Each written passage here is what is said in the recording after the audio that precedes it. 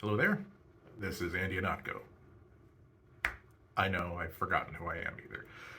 Well, I'm here in my quote studio unquote, which is the absolutely lovely conference room at my local public library, home of amazing broadband, much better than what I've got in my office. Has the second feature that I really like when I'm doing a live stream, which is that it's tidy. No clutter. Even what little few books there are in this conference room are actually neatly organized on shelves behind glass doors. I could do that. I'd have to buy some property and absolutely never enter it unless I'm doing a live stream. That's really not going to happen. I am a freelance journalist in a rapidly collapsing market, proud of the work I do, but essentially paid like the last honest cop in a deeply corrupt town, so not happening. We've just done MacBreak Weekly. Mostly we talked about WWDC again.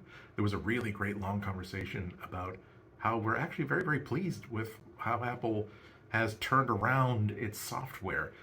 Maybe turned around is kind of a loaded term. I don't mean that it was stinky and circling the drain or nothing, but there seemed to be a long period in which Apple was focusing on big, huge, splashy announcements and splashy events, and not simply saying, yeah, but what about those of us who have 2, 3, 4, 5-year-old phones and iPads and Macs and would love it if we had more features that made them more useful and more lovable to us.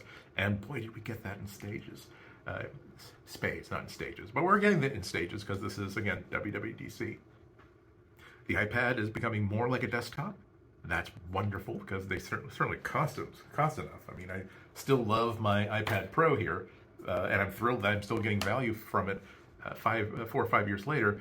But oh my goodness, spending $1,000 or more on a tablet, you're so grateful when over the years it becomes more and more capable and more productive and helpful to the work that you're actually doing every single day, day in, day out, as opposed to simply being stuck in 2020, 2021, the day you originally unshrink wrapped it. So a good show. We're also talking a lot about F1, the movie, which is certainly not Apple's first huge budget Hollywood film. Certainly the first one that they seem to have put both of their shoulders into and have been so intimately wrapped up in, and also so optimistic about that they're willing to really, they and the studios are willing to really promote it as though it's supposed to be one of the biggest movies of the entire summer. There have been other really big influential movies that they've done. Got a lot of press, but not a lot of audience attention. This seems to be an unapologetic blockbuster. So, if nothing else, it gave Tim Cook a chance to stand next to the coolest human being known to mankind, Lewis Hamilton.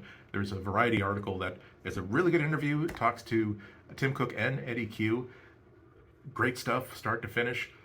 The most fun parts of it were, again, Tim Cook standing next to Lewis Hamilton and looking like a badass. It's not like he's got a long, big, flappy coat or nothing, but standing next to Lewis Hamilton, I would look like a badass. Or at least as close to a badass as I'm capable of looking at. Anyway, as usual, great conversation. It was wonderful to have Jason Snell back again. He's always sorely missed whenever he is not part of the panel. Had a great time.